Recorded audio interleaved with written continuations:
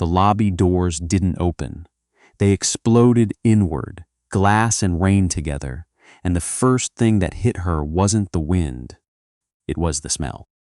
Jet fuel and wet asphalt, a smell she hadn't breathed in 4 years and would have known blindfolded. Hartley's Crossing Medical Center had a back hallway that smelled like bleach and burnt coffee, and that was where they kept her. Not officially. Nobody had ever written it down on a schedule, but everyone understood that Belle, nobody called her by her first name anymore. Not even the new hires, belonged somewhere quiet, somewhere with low stakes and lower visibility. She restocked. She ran labels through the printer. She wheeled discharge paperwork to records and back. She did this with a left hand that worked fine and a right one that didn't always close all the way. The tendons in it rebuilt twice by surgeons who'd been honest with her about what she'd get back and what she wouldn't. She was 31. People guessed older. Not because of her face, but because of the way she moved, careful. Like she was always bracing for something. The hand gave her away before anyone noticed the small white scar that ran from her collarbone up under her jaw. The kind of scar you only saw if you were looking, and nobody at Hartley's Crossing was looking. They'd stopped looking the day Dr. Whitcomb decided what she was. Russell Whitcomb ran the way some men ran restaurants they didn't cook in, loudly, and from a safe distance behind a desk, until things got bad enough that he had to step in and remind everyone he was still the most important person in the building. He was good with families. He was good with the hospital board. He was not good with being corrected, and Belle had made the unforgivable mistake of being right in front of witnesses more than once. "Where's the rapid infuser?" he barked at her on a Thursday that started like every other one.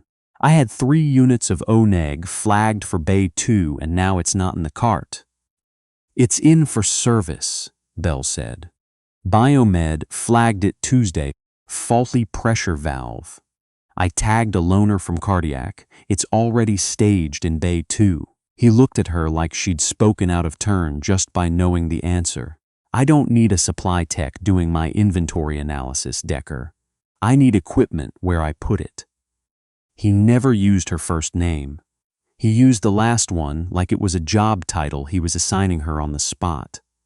"Go help in Central Supply. Stay out of the bays tonight. I've got 2 traumas inbound, and I can't have you underfoot." The charge nurse, a woman named Patrice Wexler who had built her entire career standing 2 steps behind Whitcomb's opinions, put a hand on Belle's shoulder like she was steering a kid away from a hot stove. "He doesn't mean anything by it, Hon. You know how he gets when it's busy. Just go on back." Belle didn't flinch. She never did anymore.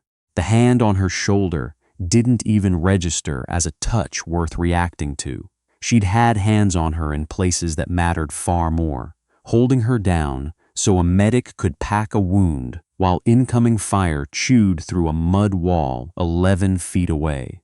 A supervisor's condescension barely scratched the surface. "Understood," she said, and went. She was 3 turns down the back corridor, listening to her own footsteps. Steady now, no limp. That part of her had healed clean even if the hand hadn't, when the mass-casualty siren kicked in. Not the 2-tone chime for a single bad accident. The long, continuous wail that meant the world outside had broken in more than one place at once. The scanner traffic was confused at first, the way it always was in the first 90 seconds. A grain silo complex off Route 9 had partially collapsed. And underneath the noise of that was something else.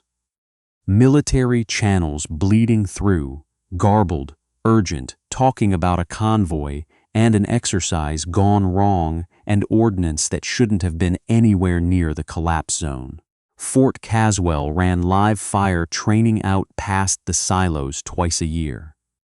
Nobody had thought to check the schedule against the structural inspection that had been overdue on that property for 6 months.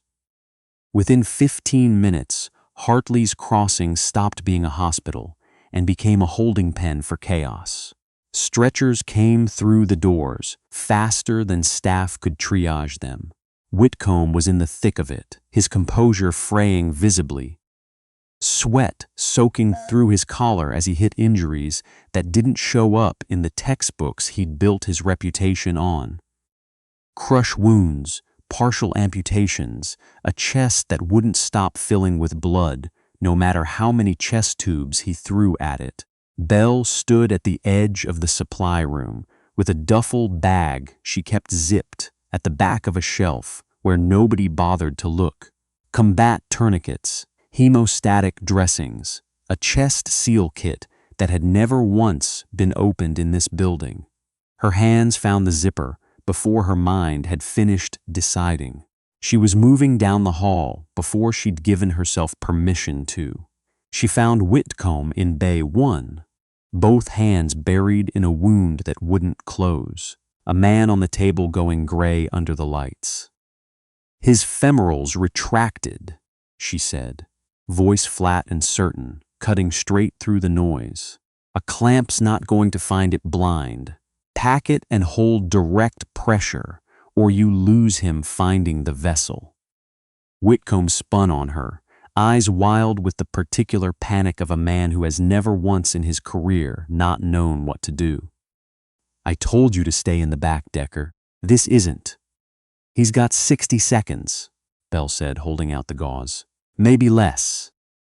His voice cracked on the word. "Get her out of my bay." They put hands on her.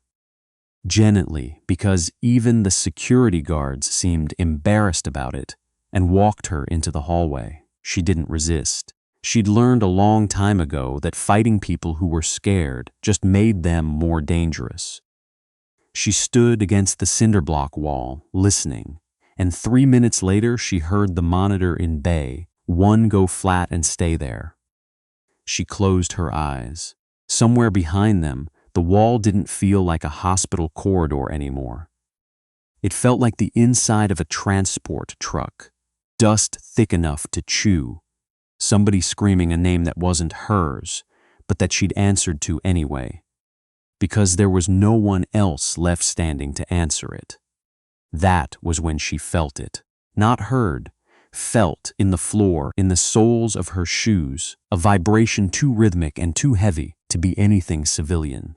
She'd know that sound underwater. Twin rotors, fast approach, low and aggressive, not a medevac pattern, a forced one.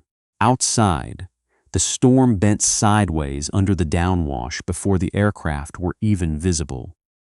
4 matte gray Black Hawks dropped out of the cloud ceiling like they'd been carved out of the storm itself, ignoring the hospital's undersized rooftop pad entirely, flaring hard over the front lawn instead.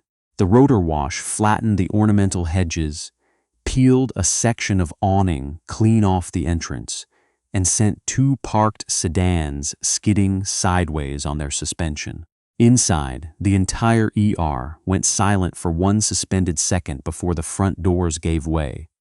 Not opened, given way, rifle stocks through tempered glass, frames kicked off their tracks.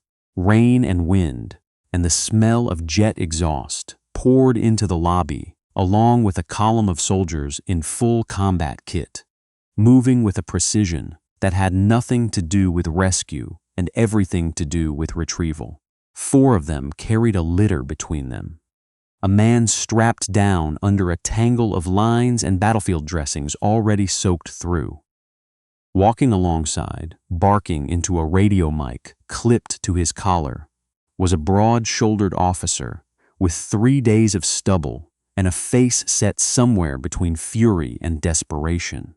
His name tape read Hargrove. Whitcomb, recovering some of his nerve now that the immediate crisis in Bay 1 had passed, squared up and marched toward the soldiers like he still owned the room. "What in God's name? This is a civilian hospital. You can't bring weapons in here. You can't. I'm the attending physician, and I demand." Hargrove didn't break stride. He put a forearm into Whitcomb's chest and shoved him back against the triage desk without so much as looking at him. "Shut up and listen," Hargrove said, voice carrying the gravel of a man who'd given orders in places where hesitation got people killed. "I've got a wounded officer with a compromised aorta held together by a balloon catheter that's failing, and a live 40mm round buried against his spine that didn't go off when it should have. I need a surgeon who's worked with ordnance in a body before, and I need her right now." A gasp moved through the staff like wind through wheat. Patrice Wexler stumbled back a step. Whitcomb went the color of the floor tile.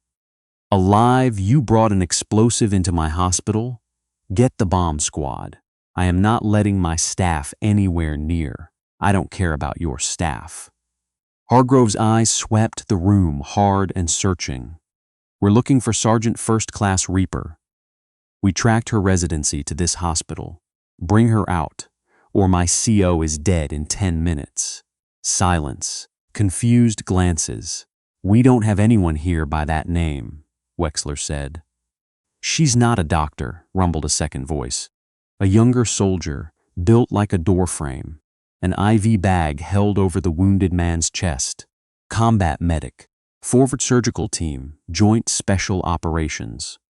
Call sign Reaper." Whitcomb found a thread of his old arrogance and pulled on it.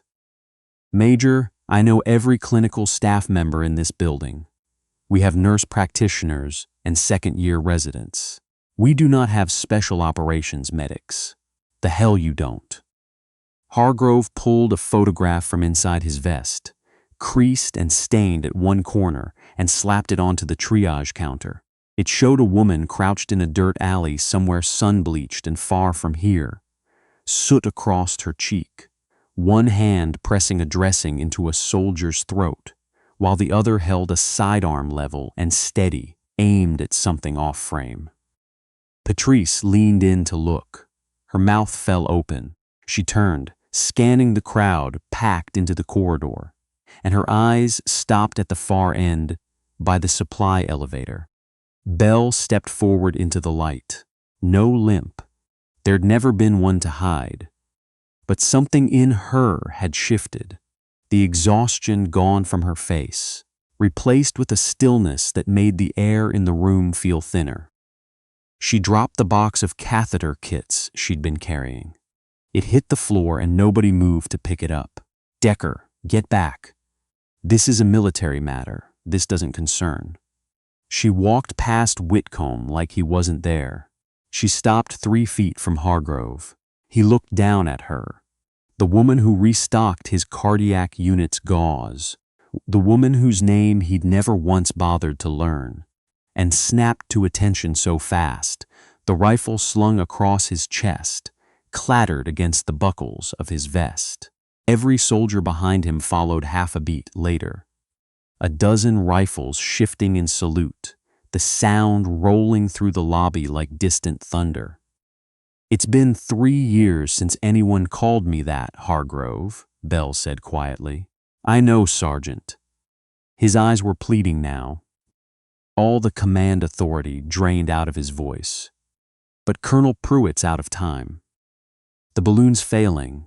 We don't have a surgeon cleared to work a live round. And you're the only medic who walked out of the Kestrel extraction alive.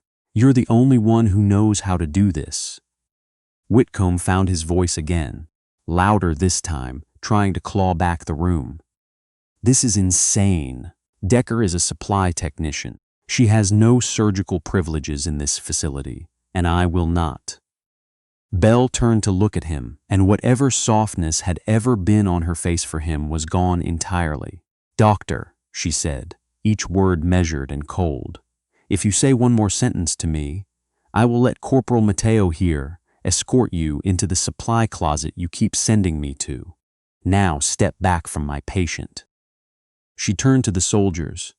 "Get him into trauma too. I need an open thoracotomy tray and every unit of O-neg you've got banked. Hargrove, your sidearm.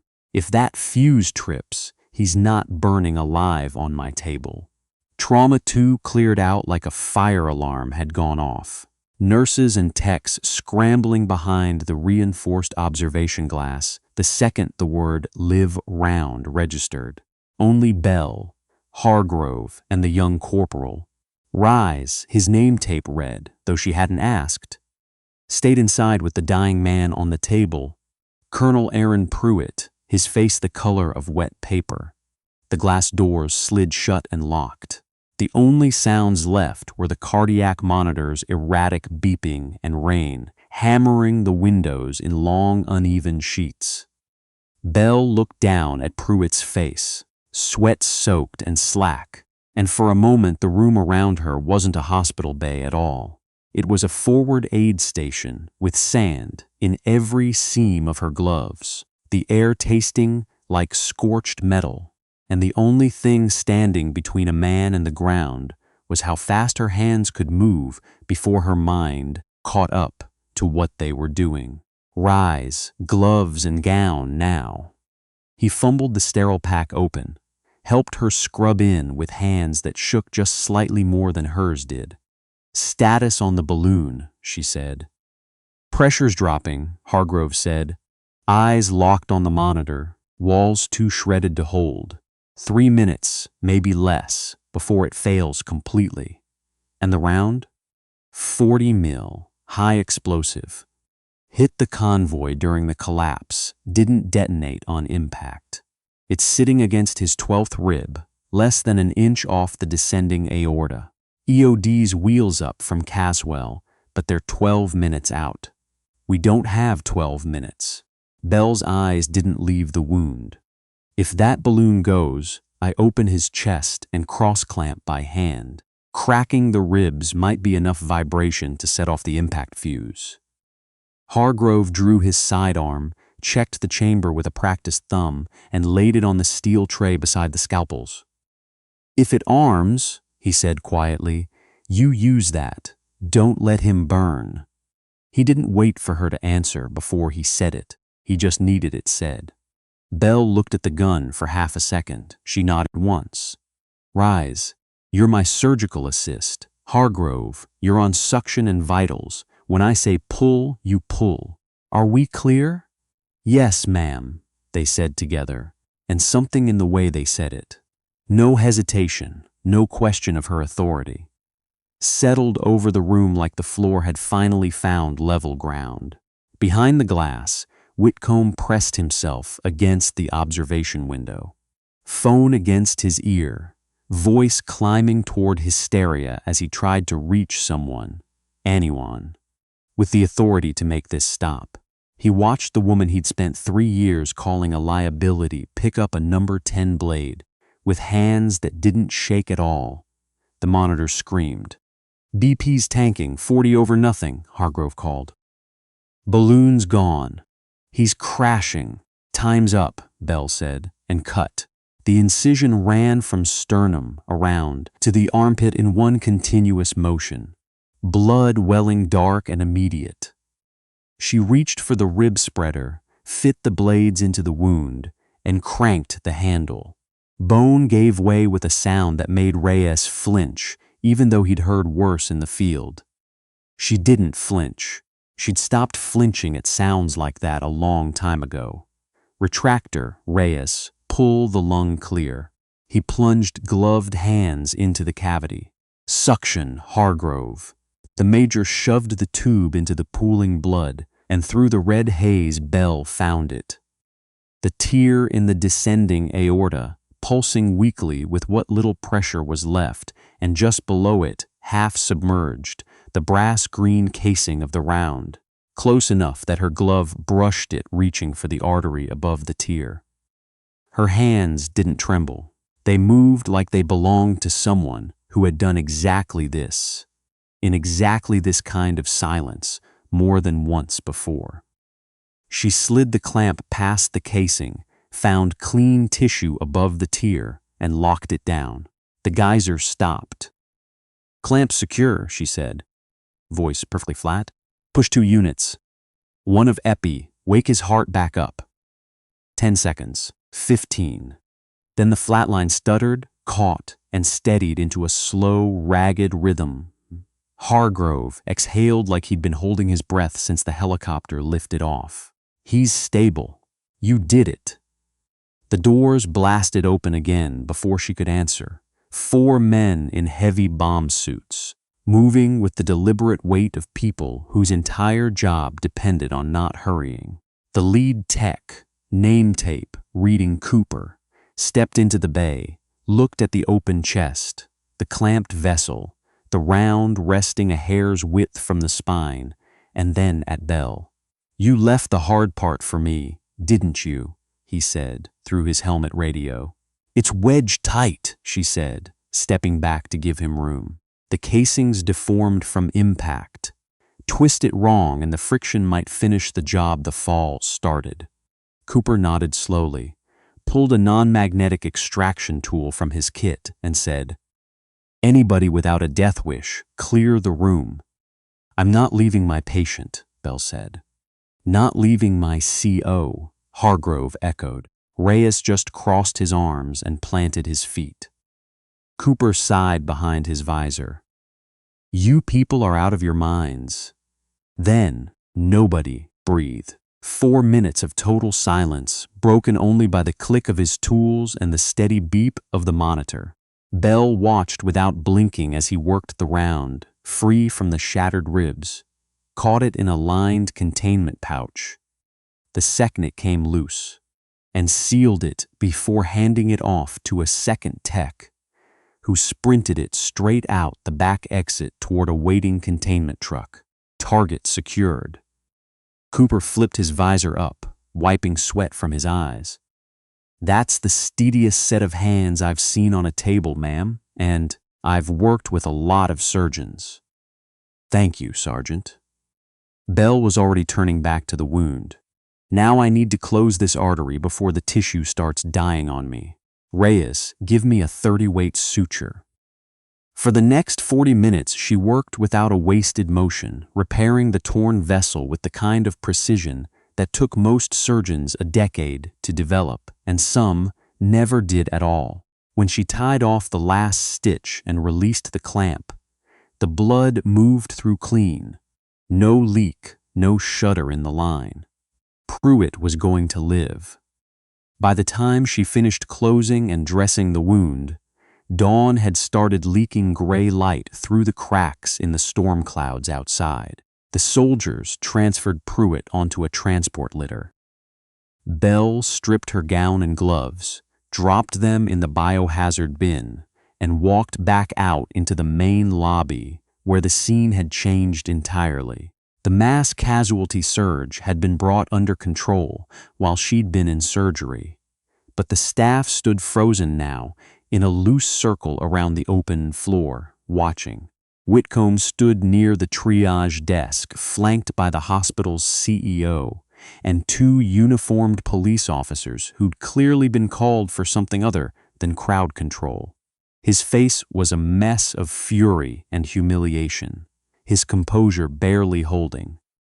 "Decker," he barked, though the venom in it had thinned considerably. "You performed unauthorized surgery without privileges. You violated every protocol this hospital has. I don't care what theater this is.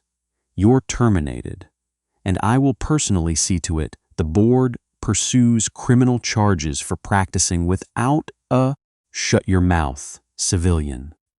Hargrove stepped between them, voice low enough to carry weight without needing volume. "This is not Decker. This is Master Sergeant Bell Calloway, United States Army, formerly lead trauma medic for a Joint Special Operations Forward Surgical Team. She holds a Silver Star and a Bronze Star with Valor for holding a collapsed structure under fire for 40 minutes while extracting 9 wounded operators after the same blast that put a round through her hand." The room went still. Patrice covered her mouth. Whitcomb's jaw worked silently, no sound coming out. "Her file," said supply technician. "Nobody told me." "Because she was medically separated," Hargrove said. And none of you bothered reading past the word disabled. He turned to Bell, and the hardness in his face dissolved into something closer to reverence. Sergeant, Colonel Pruitt's being flown to Landstuhl, but my unit redeploys in 3 weeks. There's an open slot for a forward medical consultant. We need you, not the hospital. Us. Bell looked around the lobby. The supply closet she'd been exiled to for 3 years, the cold tile floor, the faces of people who decided what she was the day they read one word in a file and never bothered to ask her anything else. She reached into her scrub pocket, pulled out her hospital ID, and set it down on the desk in front of Whitcomb instead of throwing it. Quiet, final. I'm done restocking gauze, she said, and for the first time in longer than she could remember, something in her face that had been closed for years came open. Let's go home. The soldiers fell in around her, an honor formation forming without anyone giving the order. And together they walked out through the shattered front doors into the gray morning light. The sound of her boots on broken glass didn't sound like a retreat. It sounded like the first steady step of someone who'd finally stopped apologizing for the ground she walked on. She climbed into the lead helicopter without looking back. As the rotors spooled and the storm-washed grass flattened beneath them, the building she'd spent 3 years inside got smaller and smaller and then gone.